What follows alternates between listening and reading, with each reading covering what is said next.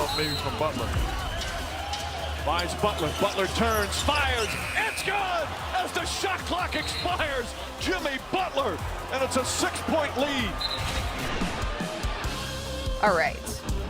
That may not have gone the way that any of us predicted it would go. However, we are here not only to look back on Game 6, but look ahead to Game 7 of the Eastern Conference Finals.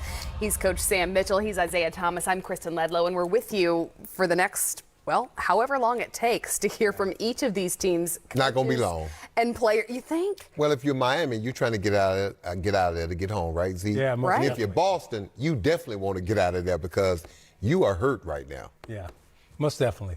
Most definitely. So in 48 hours, we're talking Game 7. You're talking Game 7, and as you and Sam alluded to, that, right now it's about, forgetting this game for both teams, getting proper rest, getting to Miami, and getting ready to play Game 7. And, we must say Boston blew a golden opportunity to close out. And we got to remind everybody, this is a team in a group of individuals. When you talk about Tatum, Brown, Smart, they've been fighting to get to the finals now for a long time. So to keep having the door shut on them in such a hurtful way, this is what, their third trip to the Eastern Conference Finals.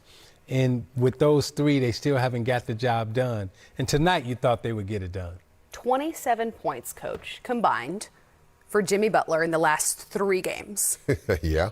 47 in this one, as he reminds us why we call him Jimmy Buckets. And I think we could say health. You could tell that knee, his legs were there tonight. Mm-hmm. You go back to the last game, he was missing layups. He had no lift. And when you have no lift and you can't do the things that you used to doing, you lose your confidence. Tonight, look at that shot right there. He couldn't do that 2 games ago. He didn't have that kind of lift. He didn't have that burst. So that knee, and that's the thing that's crazy about it. Tonight, he felt good. Who knows in 48 hours how's that knee going to react? Yeah. Playing 46 minutes tonight. Yeah. So, look, give Jimmy Butler, I'm going to give him praise. What he did tonight, me and Zeke been sitting here saying, how did that guy with his body tore up the way it is right now, not the most athletic guy, not the biggest guy, not the fastest guy, not a good three-point shooter, not great at anything, but the greatest thing, he 2 things.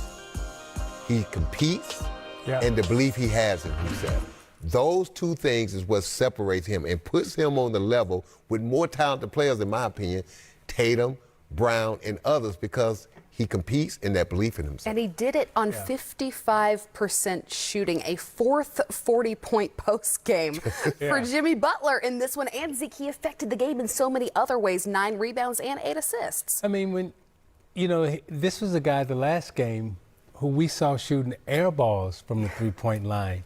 3-point line? Yeah. 15 feet. Yeah. And to see the turnaround, and Sam, you hit on it, his ability to come out and just compete, and the Miami Heat team just show up and persevere and compete. And we talked about, it may not be the most skilled team that wins, and it may not be the prettiest team that wins, but the guy who's the last one standing, that's the one who normally wins because he's the last one standing. And Jimmy Butler tonight was the last one standing because of his perseverance and determination. If then, Coach, we assume that Jimmy does not have another near 50-point game on better than 50% shooting, which he might in Game 7, what about what the Heat did as a team could translate to a home win and thus a series win? Well, I took a couple of notes.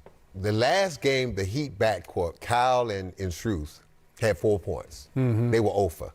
Tonight, they didn't shoot a great percentage, but they had 26 points between them. That gave Jimmy, they did enough to give him breaks. I remember a game Trent Tucker was telling me when he played with Chicago Bulls. MJ was tired.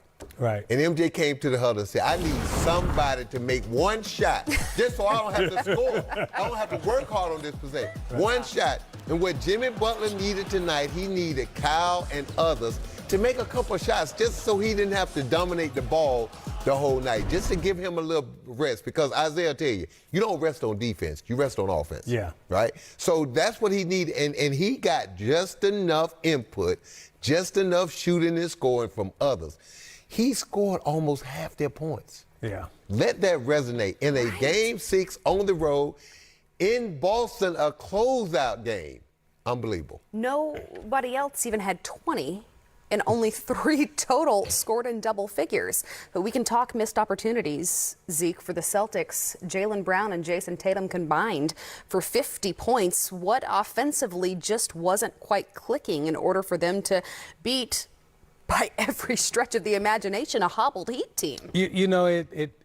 I don't know if it wasn't what wasn't clicking for Boston, or that one man can beat you. And we used to say this to Chuck Daly about Jordan.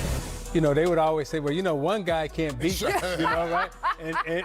And we would say, hey, Chuck, time out. This one can't. Yeah. 23 in red, this one can beat us by himself. We need to double team. We need to stop him. And tonight, I don't know if it was so much of what Boston couldn't do offensively, right, but what they couldn't do defensively was stop the one-man wrecking crew that came to Boston and really took their lunch and said, you know what?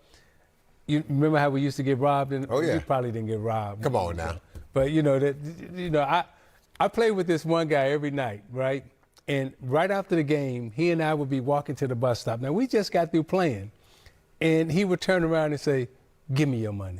I was like, wait, we just got through playing. We walking through the bus stop together. That's what Jimmy Butler did to the Boston Celtics tonight, right? He walked into the arena and he said to the Celtics, hey, give me your money. He took their lunch money. Took it. Let's hear what Coach Udoka has to say. He's addressing the media now. What did you think of your team's performance down the stretch, and how do you gear up and get ready for Game 7? 2 things. They attacked the basket, got the free throw line. We had some poor fouls at timely, possessions in the game.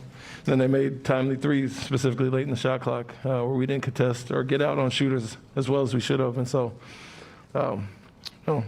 throughout the game, we had our chances. We got off to a slow start. Butler was aggressive. We didn't match his intensity. But every time we got within striking distance, got it to a tie game, 2-3 points. We had some costly turnovers that they go down and score on, and felt like we were playing behind most of the time due to that.